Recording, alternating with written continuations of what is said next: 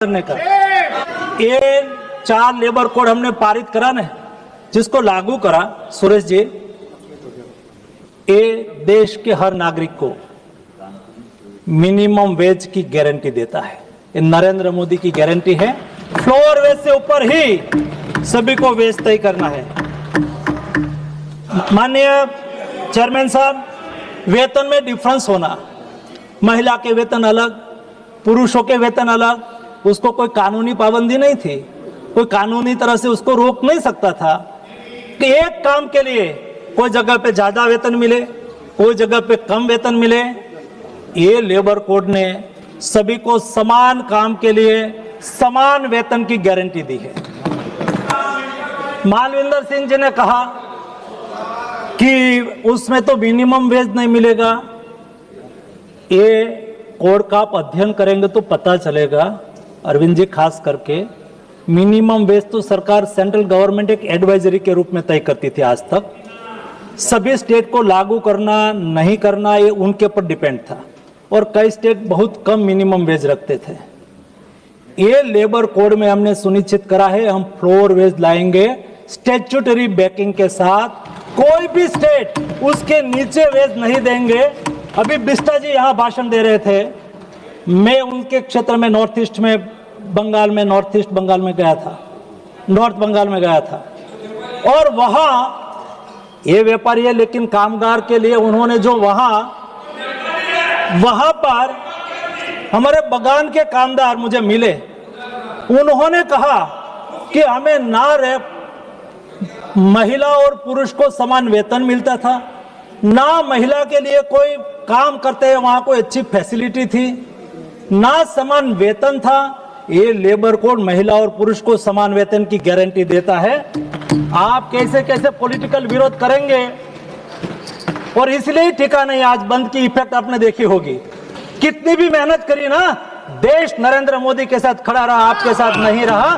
देश सच्चाई के साथ रहेगा। जो आप सच होते ना तो देश रोड पे होता, हम सच है ना तो देश नरेंद्र मोदी के साथ है। दोस्तों, ऐसा पॉलिटिकल विरोध करने से विरोध नहीं चलता है।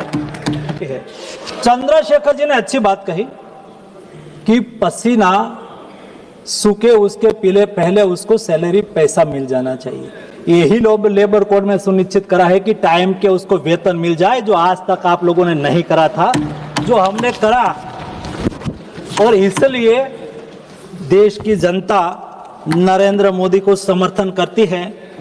डिप्टी चेयरमैन साहब, आज दिन तक क्या हुआ, राजनीति करते हुए मजदूर और इंडस्ट्री दोनों को सामने सामने रखने की कोशिश करी गई। तब भी देश का भला नहीं होगा। आप इंडस्ट्रीज को भी चलाना है और कामगार की हितों की सुरक्षा भी करना है। दोनों को साथ साथ में आगे बढ़ाना होगा। और जिन्होंने इंडस्ट्रीज की रक्षा नहीं करी, और जिस नैनो ने बंगाल से भाग के गुजरात में आना पड़ा, जहां हजारों लोगों को रोजगार मिला, हमारे बंगाल के हजारों काम को, हाथ के काम को छीन लिया, ये लोग हमें मजदूर और श्रमिक के कल्याण की बात करते हैं। ये 4 लेबर कोड हमने पारित करा ना, जिसको लागू करा सुरेश जी, ये देश के हर नागरिक को मिनिमम वेज की गारंटी देता है। ये नरेंद्र मोदी की गारंटी है। फ्लोर वेज से ऊपर ही सभी को वेज तय करना है। माननीय डिप्टी चेयरमैन सर, आज तक जो यहां आपने चिंता व्यक्त करी उसका मैं सॉल्यूशन और जवाब दूंगा। कई लोगों ने चिंता व्यक्त करी कि कोई कामगार है उसको कभी भी छुट्टा कर देता है, उसका एक्सीडेंट हो जाता है, या अभी अच्छी चिंता हुई कि भाई कई बार उसका मृत्यु हो जाता है, कई बार उसका हाथ पैर काम करते करते टूट जाता है, और इस्टेब्लिशमेंट इंडस्ट्रीज वाला हाथ खड़ा कर देता है कि हमारा एम्प्लॉइज है ही नहीं, हमारा एम्प्लॉइज नहीं है, अपने कोई रजिस्ट्री नहीं होती है उसके पास, और वो बोल देते हैं या तो रजिस्ट्री होती है तो सोशल सिक्योरिटी में उसकी जिम्मेवारी फिक्स ना हो, इसलिए हाथ खड़ा कर देते हैं। लेकिन ये लेबर कोड में सभी सम्मानित सदस्यों के ध्यान में रहे, ताकि कोई मिसगाइड करने की कोशिश करे तो ना हो। ये लेबर कोड में हर युवाओं को नियुक्ति पत्र देने की गारंटी दी है। हर युवा जिसको जॉब मिलेगी उसको कंपलसरी नियुक्ति पत्र देना है, ताकि एग्रीमेंट हो जाए कि आपको एम्प्लॉयमेंट दिया गया है, ये शर्त है, इस शर्त पर एम्प्लॉयमेंट दिया गया है, ताकि भविष्य में कोई ऐसा ना कह सके, कोई इंडस्ट्रीज ऐसा ना बोल सके कि ये हमारा कामगार नहीं है, हमारे यहाँ जॉब नहीं करता है। आदरणीय डिप्टी चेयरमैन साहब, ये हमारी सरकार ने, मोदी गवर्नमेंट की ये युवाओं के लिए गारंटी है, क्या आप उसका विरोध करेंगे? नियुक्ति पत्र मिलना चाहिए कि नहीं मिलना चाहिए? नहीं मिलना चाहिए तो कहिए कि नहीं मिलना चाहिए, तो आपको मैं समर्थन कर दूं। माननीय चेयरमैन साहब, वेतन में डिफरेंस होना, महिला के वेतन अलग, पुरुषों के वेतन अलग, उसको कोई कानूनी पाबंदी नहीं थी, कोई कानूनी तरह से उसको रोक नहीं सकता था कि एक काम के लिए कोई जगह पे ज्यादा वेतन मिले, कोई जगह पे कम वेतन मिले। ये लेबर कोड ने सभी को समान काम के लिए समान वेतन की गारंटी दी है। ये लेबर कोड ने महिला और पुरुष, एक काम पुरुष करता हो, यही काम महिला करे तो महिला को आप कम वेतन नहीं दे पाएंगे। समान वेतन की गारंटी देने का कोई काम करा हो तो नरेंद्र मोदी ने लेबर कोड के द्वारा करा है। कई सम्मानीय सदस्यों ने अपनी बात रखते हुए कई लोगों ने सुझाव के रूप में भी कहा, और कई लोगों ने ट्रेड यूनियन रजिस्ट्रेशन के बारे में भी एक बात आई। ट्रेड यूनियन रजिस्ट्रेशन की प्रोसेस में हमने कोई चेंज नहीं करा है। जो ट्रेड यूनियन में पहले था वैसे ही ट्रेड यूनियन की रजिस्ट्रेशन के लिए अपॉर्चुनिटी मिलेगी। यहाँ मिनिमम वेज के बारे में भी कहा गया, जो मैंने ऑलरेडी क्लैरिफिकेशन दे दिया, और सोशल सिक्योरिटी के बारे में माननीय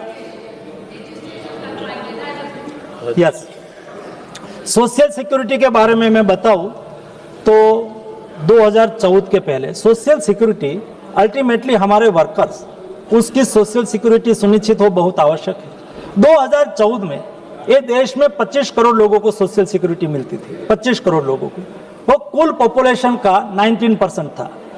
आज 11.5 साल में, 11.5 ईयर्स में देश में सोशल सिक्योरिटी का कवरेज 19% से बढ़ के, मैं नहीं कहता हूं, ILO ने अपना बुलेटिन में कहा, 19% से बढ़ के भारत 64% देश के नागरिकों को सोशल सिक्योरिटी देने वाला देश बना। आज 80 करोड़ लोगों को मुफ्त अनाज मिल रहा है, 60 करोड़ लोग आज आयुष्मान भारत योजना के लाभार्थी है, 25 करोड़ लोग आज ESIC के लाभार्थी है। आज कई लोगों को कई प्रकार की सोशल सिक्योरिटी से सोशल सिक्योरिटी कवरेज में लाया गया। आज सोशल सिक्योरिटी पहले केवल 25 करोड़ लोगों को मिलती थी, आज 94 करोड़ लोगों को मिल रही है, और आने वाले दिनों में 2028 तक ये देश में 100 करोड़ लोगों को सोशल सिक्योरिटी मिले, इस दिशा में नरेंद्र मोदी गवर्नमेंट काम कर रही है।